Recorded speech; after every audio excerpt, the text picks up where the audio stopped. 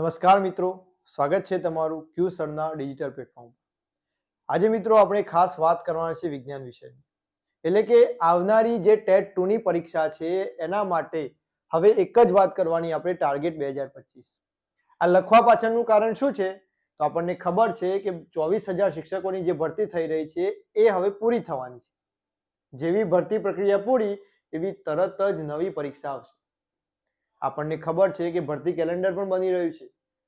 તો હવે એ નવી પરીક્ષાની અંદર હું મારું કેટલું એફર્ટ આપી શકું તો મને નવી ભરતી આવવાની છે નેક્સ્ટ એમાં શિક્ષક તરીકે બનવાનો મોકો મળે.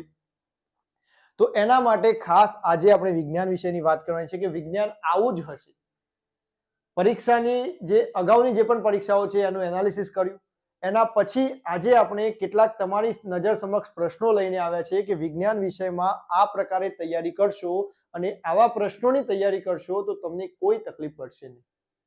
એના માટે ખાસ આપણે આજે મળ્યા છીએ. તો સૌપ્રથમ તો જે નવા વિદ્યાર્થી મિત્રો છે એ આપણી ચેનલ સાથે જોડાઈ જાઓ અને જે તૈયારી કરવા માંગે છે એ ટેલિગ્રામ ચેનલની અંદર જોઈન થઈ જાઓ, જેની લિંક તમને ડિસ્ક્રિપ્શન બોક્સમાં આપવામાં આવેલી છે. ત્યાંથી તમને બધી જ ટેટ અને ટાટની માહિતી મળશે. અગાઉ મેં તમને કહેલું છે કે ટેટની પરીક્ષા પાસ કરવી હશે તો તમારે વિભાગ 2 એટલે કે તમારું જે કન્ટેન્ટ છે, તમારું જે સબ્જેક્ટ છે એ પાવરફુલ હોવો જોઈએ. એમાં કોઈ પણ પ્રકારે પ્રશ્ન પૂછશે પરીક્ષક તો તમને એની ખબર હોવી જોઈએ. તો એના માટે આજે વિજ્ઞાન માટે વાત કરીશું કે વિજ્ઞાનનું પ્રશ્નપત્ર આ પ્રકારે જ નીકળી શકશે. એ પહેલા વિડીયોની શરૂઆત કરીએ એ પહેલા તમને વાત કરી દઉં કે આપણી એપ્લિકેશન ઉપર અત્યારે ટેટ 2 ના કોર્સ અવેલેબલ છે. જે પણ ગણિત વિજ્ઞાનની તૈયારી કરવા માંગે છે મિત્રો એમના માટે પણ, ભાષાની તૈયારી કરવા માંગે છે એમના માટે પણ અત્યારે આપણી એપ્લિકેશન ઉપર અવેલેબલ છે. આપણી એપ્લિકેશનનું નામ બધાને જ ખબર છે, કયું? ક્યુસર. પ્લે સ્ટોરમાં જઈને તમે ક્યુસર લખશો એટલે તમને આપણી એપ્લિકેશન અવેલેબલ મળી જશે. એના ઉપર તમારે આ બધા જ કોર્સ મળી જશે. સામાજિક વિજ્ઞાનનો કોર્સ આવી ગયો છે, લોન્ચિંગ થઈ ચૂકેલો છે, એટલે કે સામાજિકના વિદ્યાર્થી મિત્રો પણ જોઈન થઈ શકશે. ટાટની તૈયારી કરો છો તો ઇંગ્લિશ માટે સેકન્ડરી અને હાયર સેકન્ડરી આ બંને માટે કોર્સ અવેલેબલ છે. તો ફટાફટ એપ્લિકેશન સાથે જોડાઈ જાઓ. હવે આપણે શરૂઆત કરી દઈશું આપણા પ્રશ્નોની કે કેવા પ્રકારે પ્રશ્નો પૂછાઈ શકે છે. ચલો અહીંયા જોઈ શકો છો આપણે નંબર નથી આપ્યા પ્રશ્નોના. પ્રશ્નોના નંબર આપ્યા નથી, ડાયરેક્ટ જ આપણે પ્રશ્નોની ચર્ચા કરીશું. તો સૌથી પહેલો પ્રશ્ન છે કે પ્રાથમિક શાળામાં દર બુધવારે કયા ઘટકની ઉણપ દૂર કરવા માટે ગોળીઓ અપાય છે? જે લોકો જ્ઞાન સહાયકમાં નોકરી કરીને આવ્યા છે અથવા તો જે લોકોએ ઇન્ટર્નશિપની અંદર સ્કૂલની અંદર પગ મૂકેલો છે એ બધાને જ ખબર હશે. શું ખબર હશે કે કોઈક જે નજીકના હેલ્થ સેન્ટર ઉપરથી બહેનો આવતી હતી અને એ બહેનો ગોળીઓ આપતી હતી, પરંતુ કોઈ દિવસ આપણે પૂછવાનો ટ્રાય નથી કર્યો કે આ ગોળીઓ શેની છે. સાચું ને? પોતાની જાતને એકવાર પૂછીને જુઓ કે ટ્રાય કર્યો છે. તો આ પ્રશ્ન મિત્રો કરંટનો પણ કહી શકાય અને એના રિલેટેડ વિજ્ઞાનનો છે, એટલે પાર્ટ 2 ની અંદર પૂછાવાની સંભાવનાઓ 100% થઈ ગઈ. તો આપણને ખબર હોવી જોઈએ કે દર બુધવારે શાળાની અંદર બાળકોને જે ગોળી આપવામાં આવે છે એ શેની છે? આયોડિનની ઉણપ દૂર કરવા, પ્રોટીનની, આયર્નની કે વિટામિનની ઉણપ દૂર કરવા આપવામાં આવે છે. તો યાદ રાખી લઈશું અહીંથી આજે કે આયર્નની ઉણપ દૂર કરવા માટે દર બુધવારે બાળકોને ગોળી આપવામાં આવે છે. તો આ પ્રકારે આપણી આજુબાજુ પણ વિજ્ઞાનને રિલેટેડ કોઈ પ્રશ્ન બની શકતો હોય તો એ આપણને ખબર હોવી જોઈએ. તાજેતરમાં જે મધ્યાહન ભોજન મિલની જે ચેન્જીસ થઈ છે એ પણ ખબર હોવી જોઈએ, કારણ કે મધ્યાહન ભોજનનું જે મિલ છે એ ચેન્જ થવા પાછળનું કારણ શું છે એ બધી જ ખબર આપણને હોવી જોઈએ. ચલો નેક્સ્ટ ક્વેશ્ચનની વાત કરીએ. સૌથી પહેલા કોમેન્ટ બોક્સમાં જવાબ લખતા જજો જો તમને ખબર હોય તો. ના હોય તો પ્રેમથી પોતાનો જવાબ જોઈ અને જવાબ મોઢે કરી લેવાનો, કારણ કે આ બધા જ પ્રશ્નો એવા છે કે જે તમને કન્ફ્યુઝનમાં મૂકી શકે એવા છે. બધા જ ચોપડીની બહારનો એક પણ પ્રશ્ન નથી, પરંતુ એને કેવી રીતે વાંચો છે આપણે એના ઉપર આધાર રાખે છે. ચલો નેક્સ્ટ ક્વેશ્ચન. રુધિરમાં શ્વેત કણોનું આયુષ્ય કેટલા દિવસનું છે? સૌથી પહેલા તો આપણને એ ખબર હોવી જોઈએ કે રુધિરમાં કેટલા કણો છે. તો 3 પ્રકારના કણો છે. એક રક્તકણો, પછી શ્વેત કણો અને ત્રીજો ત્રાક કણો. આ વ્યવસ્થિત આપણે એપ્લિકેશનની અંદર સમજ્યા છીએ, દરેકનું કાર્ય અલગ અલગ છે, દરેકે દરેકનું આયુષ્ય અલગ છે, આપણે સમજ્યા છીએ. તો રુધિરની અંદર આ 3 પ્રકારના કણો છે. આમાંથી શ્વેત કણોનું આયુષ્ય કેટલા દિવસનું છે? 2 થી 3 દિવસ, 3 થી 5 દિવસ, 5 થી 7 દિવસ કે 7 થી 10 દિવસ. ફટાફટ વિડીયો પોઝ કરો અને વિચારો મગજમાં. જવાબ આવડે છે તો તમે કોમેન્ટ બોક્સમાં લખી શકો છો. મેં તમને સમજાવ્યું હતું કે રક્ત કણોનું આયુષ્ય કેટલા દિવસનું હોય? 120 દિવસનું હોય. શ્વેત કણોનું આયુષ્ય કેટલા દિવસનું હોય? 2 થી 3 દિવસનું હોય.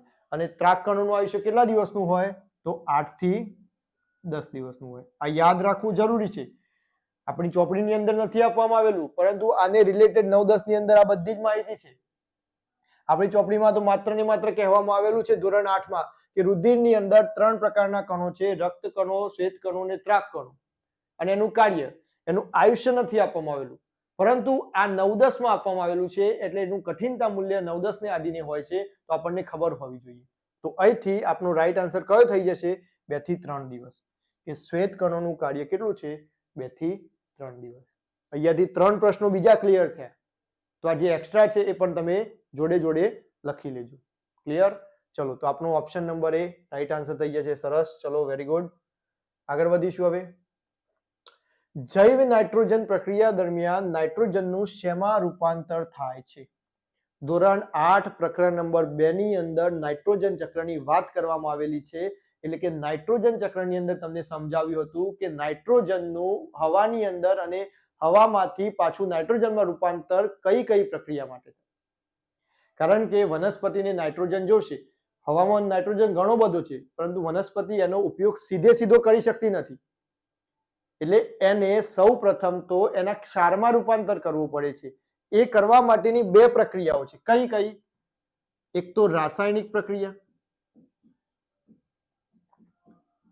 મેં તમને સમજાવ્યું હતું નાઇટ્રોજન ચક્રની અંદર કે 2 પ્રકારે હવાની અંદરથી નાઇટ્રોજન ભૂમિની અંદર રૂપાંતર થાય છે. એક રાસાયણિક પ્રક્રિયા અને બીજી જૈવ રાસાયણિક પ્રક્રિયા. આ રાસાયણિક પ્રક્રિયાની અંદર વીજળીના ચમકારામાંથી થતું હતું, જ્યારે જૈવ રાસાયણિક પ્રક્રિયાની અંદર બેક્ટેરિયા અને લીલ. બેક્ટેરિયા કયા હતા? બધા કોમેન્ટ બોક્સની અંદર કરો. તો રાઇઝોબિયમ બેક્ટેરિયા અને એનાબિના અને નોસ્ટોક લીલ.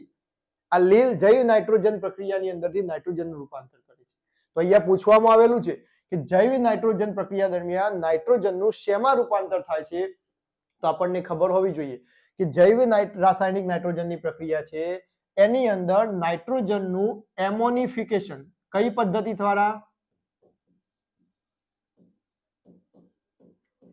એમોનિફિકેશન પદ્ધતિ દ્વારા શેમાં રૂપાંતર થાય છે? તો એમોનિયામાં રૂપાંતર થાય છે. શેમાં રૂપાંતર થશે?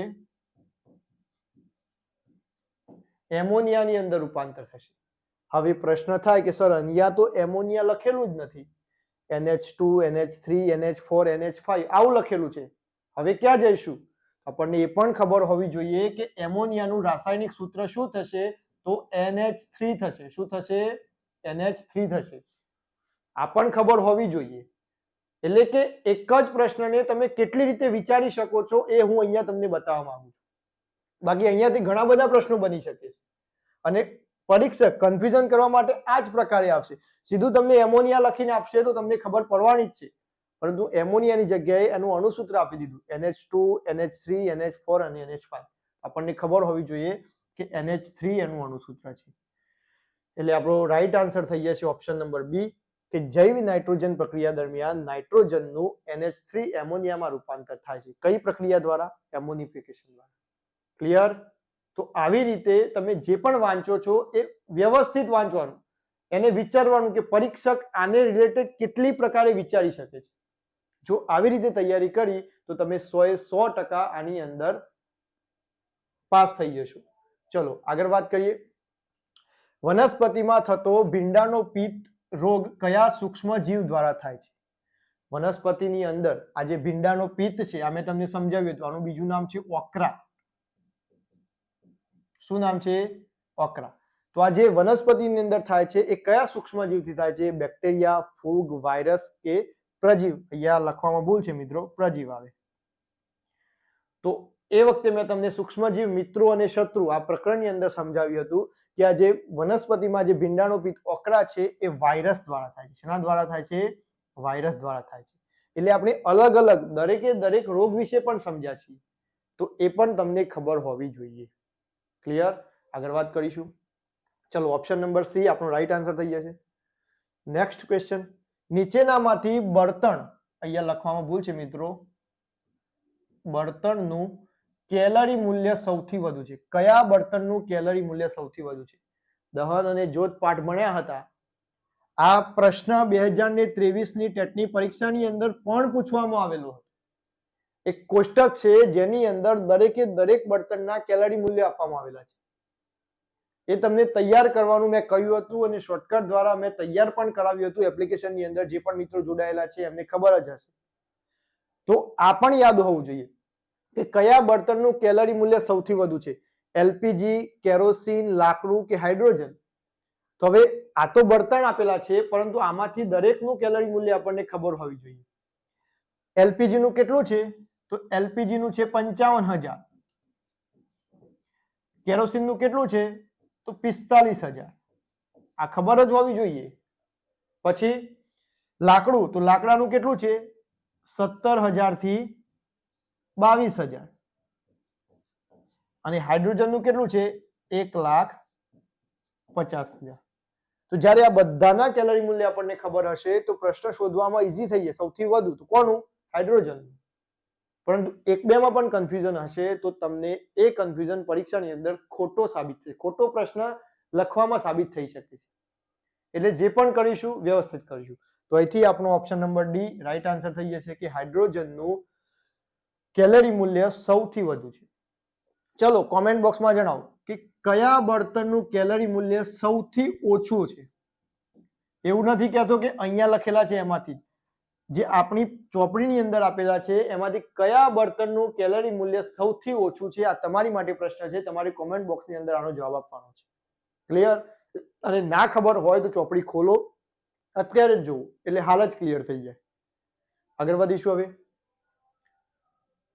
કોલસાનો સૌથી શુદ્ધ પ્રકાર કયો? આપણને ખબર છે કોલસામાંથી આપણે 3 પ્રકાર. કોલસા ઉપર અહીંયા પ્રશ્નમાં થોડી ઘણી ભૂલ કહી શકાય.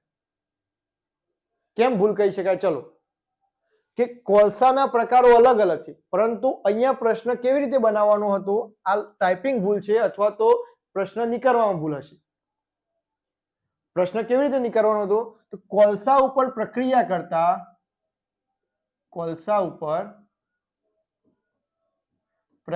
કરતા મળતા પદાર્થમાંથી કયો પદાર્થ સૌથી શુદ્ધ છે? આવો પ્રશ્ન બની શકે છે. આ પણ પ્રશ્ન સાચો જ છે કારણ કે ઓપ્શનમાં આપેલા છે એટલે, પરંતુ ઓપ્શનની અંદર અહીંયા બિટ્યુમિન, એન્થ્રેસાઇડ એ પણ આપેલા હોય તો એમાં કન્ફ્યુઝન ઊભું થવાનું છે. પરંતુ અહીંયા હું તમને ક્લિયર કરાવી લઉં. ચલો, કે કોલસા ઉપર પ્રક્રિયા કરતા જે પદાર્થો મળે છે એ પદાર્થોમાંથી સૌથી શુદ્ધ પદાર્થ કયો છે? કોક, કોલ્ટાર અને કોલગેસ. કે એક પણ નહીં. આપણને ખબર જ છે કે કોલસા ઉપર પ્રક્રિયા કરીશું તો 3 મળશે, કોક, કોલ્ટાર અને કોલગેસ. એમાંથી સૌથી શુદ્ધ પદાર્થ કયો છે? તો સૌથી શુદ્ધ પદાર્થ મિત્રો કોક છે. કયો છે? કોક છે. કેમ? આની અંદર 87 થી 89% કાર્બન હોય છે. કોલસાની અંદર કાર્બનનું પ્રમાણ સૌથી વધુ છે, આપણને ખબર છે. તો આની અંદર સૌથી વધુ 87 થી 89% કાર્બન છે. માટે કોક છે એ સૌથી શુદ્ધ પદાર્થ છે. એટલે કે અહીંથી આપણો ઓપ્શન નંબર એ રાઈટ આન્સર થઈ જશે. ક્લિયર? ઓકે, ચલો આગળ વધીશું. હવે આપણા શરીરનો સૌથી નાનો કોષ કયો? કોષ ચેપ્ટરની અંદર ભણી ચૂકેલા છીએ. ફેક્ચ્યુઅલ ડેટા છે, બધાને જ ખબર હશે. ચેતાકોષ, રુધિરકોષ, ગાલનો કોષ કે આપેલ તમામ. તો ખબર હોવી જોઈએ કે અહીંયા પૂછવામાં આવેલું છે સૌથી નાનો કોષ. અને કોનો? આપણા શરીરનો, મનુષ્ય શરીરનો સૌથી નાનો કોષ કયો છે? સૌથી નાનો કોષ રુધિરકોષ છે. કયો કોષ છે? રુધિરકોષ છે. એટલે મિત્રો સૌથી નાનાની વાત આવે તો યાદ રાખીશું રુધિરકોષ. અને આ જે ચેતાકોષ છે એ સૌથી મોટો કોષ છે. આ પ્રશ્ન પણ યાદ રાખીશું. માનવ શરીરનો સૌથી મોટો કોષ કયો? ચેતાકોષ. અને માનવ શરીરનો સૌથી નાનો કોષ કયો? રુધિરકોષ. આ એ જ પ્રકારે પ્રશ્નો મેં બનાવેલા છે કે તમને એના ઓપ્શન ઉપરથી પણ નવો પ્રશ્ન બનાવવો હોય તો બની શકે છે. એટલે કે એક જ પ્રશ્નની અંદરથી 3-4 પ્રશ્નો એક્સ્ટ્રા નીકળી શકે છે, એ પ્રકારે પ્રશ્નો બનાવેલા છે. એટલે કે તમારે પણ વિચારવાનું એ જ પ્રકારે છે કે ઓપ્શનમાંથી પણ કંઈક નવું તમને મળવાનું છે. ક્લિયર? તો અહીંથી આપણો option number B right answer થઈ જશે. ચલો આગળ વાત કરીશું. કઈ ગ્રંથિના કાર્યમાં વિક્ષેપ સર્જાતા વ્યક્તિ વધારે ઊંચો કે વધારે ઠીંગણો બને છે? ગ્રંથિઓ ઉપરથી નીચે યાદ રાખવા માટે મેં તમને કહી હતી, અને દરેક ગ્રંથિનું કાર્ય અલગ અલગ છે, એ પણ શોર્ટકટ દ્વારા યાદ રખાવી હતી. તો અહીંયા તમને પૂછવામાં આવેલું છે કે કઈ ગ્રંથિના કાર્યમાં વિક્ષેપ સર્જાય, કઈ ગ્રંથિનું ઉણપ થાય તો વ્યક્તિ વધારે ઊંચો કે નીચો ઠીંગણો રહી જાય છે? તો ખબર જ હોવી જોઈએ, સ્વાદુપિંડ, લાળ ગ્રંથિ, પિટ્યુટરી કે થાઇરોઇડ. તો પિટ્યુટરી ગ્રંથિમાં જો વિક્ષેપ સર્જાશે તો મનુષ્ય કાં તો વધારે ઊંચો થઈ જશે કાં તો એ ઠીંગણો થઈ જશે. એટલે કે અહીંથી આપણો option number C right answer થઈ જશે. ક્લિયર છે? ચલો આગળની વાત કરીએ. એક જ દિશામાં લગાડેલા બળોનું પરિણામી બળ બંને બળોના ખાલી જગ્યા જેટલું હોય છે. આ પણ 2023 ની પરીક્ષામાં પૂછાયેલો પ્રશ્ન છે.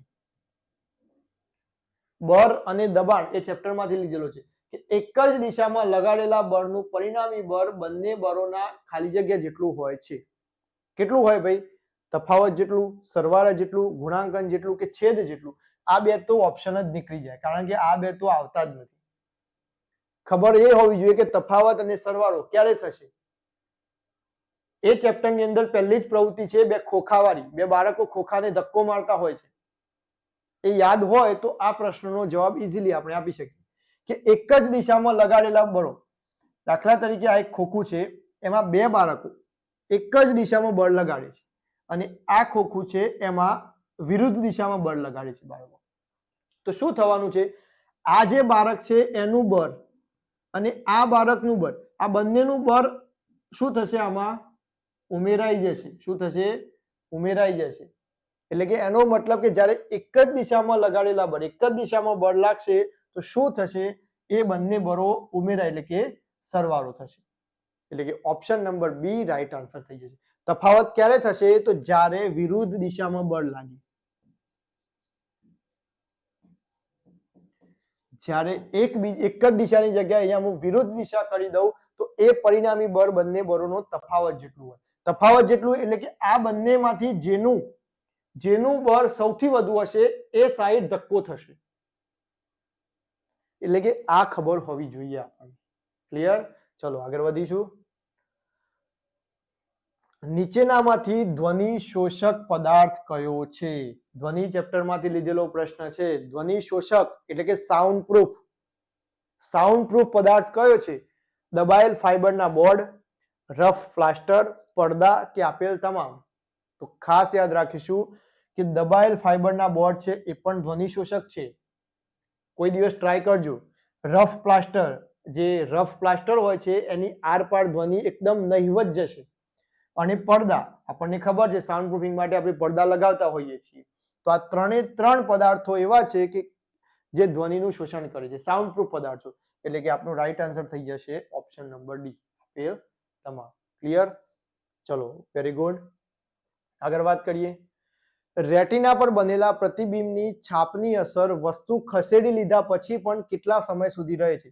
આંખની રચના સુવ્યવસ્થિત રીતે ભણ્યા હતા આપણે, યાદ કરો કે જ્યારે રેટિના ઉપર આપણું પ્રતિબિંબ રચાય છે એ પ્રતિબિંબની એ વસ્તુ છોડી દીધા પછી પણ એની અસર રહી જતી હતી.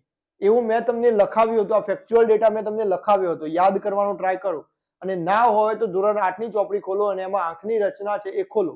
એની અંદર તમને વ્યવસ્થિત જોવા મળશે કે રેટિના પર પ્રતિબિંબની છાપની અસર વસ્તુ ખસેડી લીધા પછી પણ કેટલા સમય સુધી રહેશે? 1/14 સેકન્ડ, 1/15 સેકન્ડ, 1/16 સેકન્ડ કે 1/17 સેકન્ડ. તો મેં તમને કહ્યું હતું કે વસ્તુની જે છાપ છે એની અસર સેકન્ડના 16મા ભાગ સુધી રહી શકે છે. શું કહ્યું હતું મેં?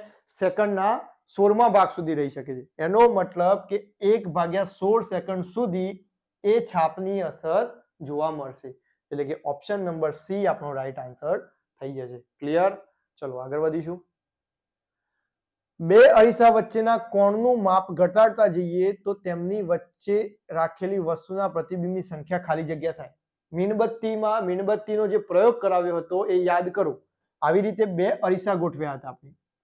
આ એક અરીસો અને આ બીજો અરીસો. હવે આ જે કોણ છે બંને વચ્ચે એનું માપ ઘટાડતા જતા હતા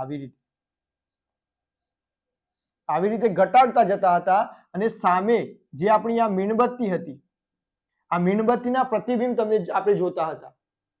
એ વખતે મેં તમને લખાવ્યું હતું કે નોંધ કરીને લખી લેજો કે જ્યારે પણ આ બે અરીસા વચ્ચેના કોણ એટલે કે ખૂણાઓનું માપ આપણે ઘટાડતા જઈશું એમ એના પ્રતિબિંબની સંખ્યામાં વધારો થશે.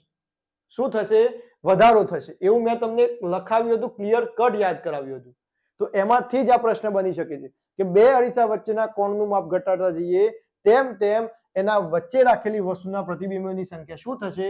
વધશે જ, ઘટશે નહીં. એટલે કે આ ફેક્ચ્યુઅલ ડેટા એ પ્રયોગ ઉપરથી તમને એનો નિર્ણય પણ ખબર હોવો જોઈએ. તો જે વાંચીએ છીએ એ પરફેક્શન સાથે વાંચીશું. એક જ દિવસની અંદર બધી જ ચોપડીઓ પૂરી કરવી આ આપણો ટાર્ગેટ હોવો જોઈએ નહીં.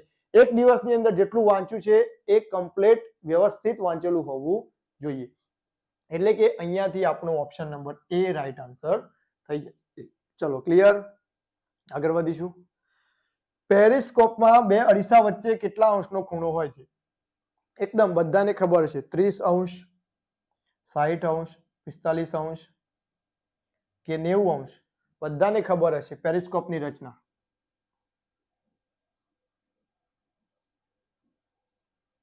આ પ્રકારે પેરિસ્કોપની રચના હતી. અહીંયા કોઈ પ્રતિબિંબ મૂક્યું હતું, આપણે મીણબત્તી મૂકી, અહીંયાથી આપણે જોતા હતા વસ્તુને, અહીંયાથી જોવી છે. તો હવે જોવા માટે આ પ્રતિબિંબ જોવા માટે અહીંયા એક અરીસો અહીંયા મૂકતા હતા અને એક અરીસો અહીંયા મૂકતા હતા. આ અરીસો નંબર 1 અને આ 2. તો આ જે બંને અરીસા છે અહીંયાથી જે કિરણ આવશે અથડાશે, અહીંયા અથડાશે અને પછી અહીંયા જશે. એટલે કે આનું પ્રતિબિંબ આપણને જોવા મળશે. તો આ જે પેરિસ્કોપની રચના છે એની અંદર આ બંને અરીસા કેટલા અંશના ખૂણે રાખવામાં આવતા હતા? મેં કહ્યું હતું કે આ જે ખૂણો છે એ કેટલા અંશનો છે? 45 અંશનો છે. કેટલા અંશનો છે? 45 અંશનો છે. એટલે કે અહીંયાથી આપણો option number C right answer થઈ જશે. આ પ્રકારે પ્રેક્ટિકલી પણ આપણને ખબર હોવી જોઈએ. ચલો નેક્સ્ટ વાત કરીએ આગળ. શ્વાસ મારફતે હવા અંદર બહાર જાય ત્યારે અવાજ થવાની તકલીફને શું કહે છે? આપણને ખબર છે કે શ્વાસ લેતી વખતે આપણે જે નાકથી હવા અંદર બહાર જાય છે ત્યારે નાકમાંથી અવાજ આવે છે. તો એ તકલીફ છે એને શું કહેવામાં આવે છે? વિઝિંગ, વ્હીલિંગ, ટ્રોપિંગ કે આઇમોઇસ. આ બંને તો કોઈ દિવસ સાંભળવામાં આવ્યા જ નથી. એટલે કે આ બંને તો નીકળી જ જવાના છે. કન્ફ્યુઝન આ બંનેમાં રહેવાનું કે વિઝિંગ કહેવાય કે વ્હીલિંગ કહેવાય. તો ખબર હોવી જોઈએ કે આ જે તકલીફ છે એને વિઝિંગ કહેવાય. શું કહેવાય છે? વિઝિંગ. વ્હીલિંગ કહેવાશે નહીં. એટલે કે અહીંથી આપણો ઓપ્શન નંબર એ રાઈટ આન્સર થઈ જશે. ખાસ તમારે જવાબ આપતા જવાના છે. ના આવડતા હોય તો એકવાર જોઈ લેવાનું છે અને આ પ્રકારે તૈયારી કરવાની છે. ચલો આગળની વાત કરીએ. કાચી ધાતુ અને અશુદ્ધિઓમાં ઘનતામાં તફાવત હોય ત્યારે અલગીકરણની કઈ પદ્ધતિનો ઉપયોગ થાય છે? ફીણ પ્લવન, ભુંજન, સેન્ટ્રીફ્યુગેશન કે બેયર? યાદ કરો માખણની પ્રક્રિયા. આપણે જ્યારે વલોવીએ છીએ છાશ બનાવવા માટે ત્યારે આ જે છાશ બને છે ત્યારે છાશની અંદર જે ઉપર માખણ આવે છે આ માખણ કેન્દ્ર આગળ આવે છે. આ કેન્દ્ર આગળ આવવાનું કારણ શું છે? તો એ સેન્ટરમાં આવે છે. એ સેન્ટ્રીફ્યુગેશન પદ્ધતિ. આ યાદ કરો તમે, મેં તમને કહ્યું હતું. તો અહીંયા શું કહે છે? અશુદ્ધિઓમાં ઘનતામાં તફાવત છે. અહીંયા ઘનતામાં તફાવત છે. આ છાશ છે અને આ માખણ છે. અશુદ્ધિ તો ના કહી શકાય પરંતુ આમાં પણ એ જ લાગુ પડે છે. આ બંનેની ઘનતામાં તફાવત છે. અહીંયા ઘનતા વધુ છે, અહીંયા ઘનતા ઓછી છે. તો એને દૂર કરવા માટે આપણે કઈ પદ્ધતિ વાપરીએ છીએ? સેન્ટ્રીફ્યુગેશન પદ્ધતિ વાપરીએ છીએ. આ બધી જ પદ્ધતિઓ અલગ અલગ છે. ફીણ પ્લવનમાં, ભુંજનમાં, બ્લેયરમાં આ બધામાં અલગ અલગ નિયમ લાગુ પડે છે. આ તો એક જ મેં એક્ઝામ્પલ માટે લીધું તમારી સમક્ષ, પરંતુ ખબર બધાની હોવી જોઈએ આપણને. તો એના માટે આપણો option number C right answer થઈ જશે કે જ્યારે કાચી ધાતુ અને અશુદ્ધિઓમાં ઘનતાનો તફાવત હશે ત્યારે સેન્ટ્રીફ્યુગેશન પદ્ધતિ દ્વારા એનું અલગીકરણ આપણે કરી શકશું. ક્લિયર? ચલો આગળ વાત કરીશું. પુખ્ત મનુષ્યના કરોડ સ્તંભમાં કેટલા હાડકાં એકબીજા સાથે જોડાયેલા હોય છે? કહેશો કે આ પ્રશ્ન ક્યાંથી લાવ્યા? કારણ કે આપણને તો એટલી જ ખબર છે કે પુખ્ત મનુષ્યની અંદર કરોડ સ્તંભની અંદર ટોટલ 33 હાડકાં હોય છે. આપણે આટલું વાંચી અને છોડી દઈએ છીએ, આગળ વિચાર કરતા જ નથી. 100% તૈયારી કરશો એટલે ખબર પડશે. આપણે આટલું વાંચીને છોડી જ દઈશું કે પરીક્ષક આજ પૂછશે કે કરોડ સ્તંભમાં કરોડરજ્જુ છે આપણું પાછળનું બેકબોન કહીએ છીએ આપણે જેને, એની અંદર કેટલા હાડકાં હોય છે? તો 33 હાડકાં હોય છે.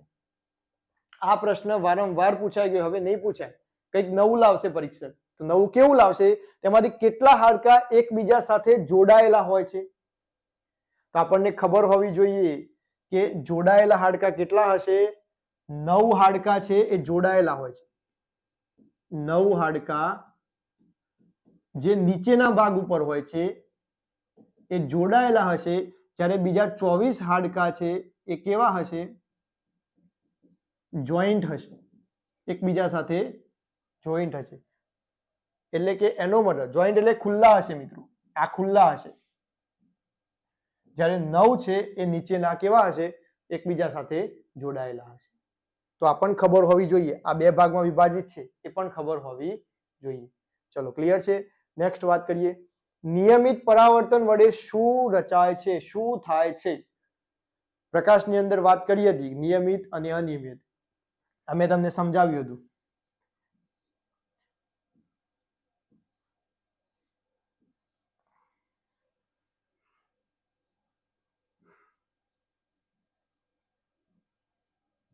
આ બે પરાવર્તન સમજાવ્યા હતા.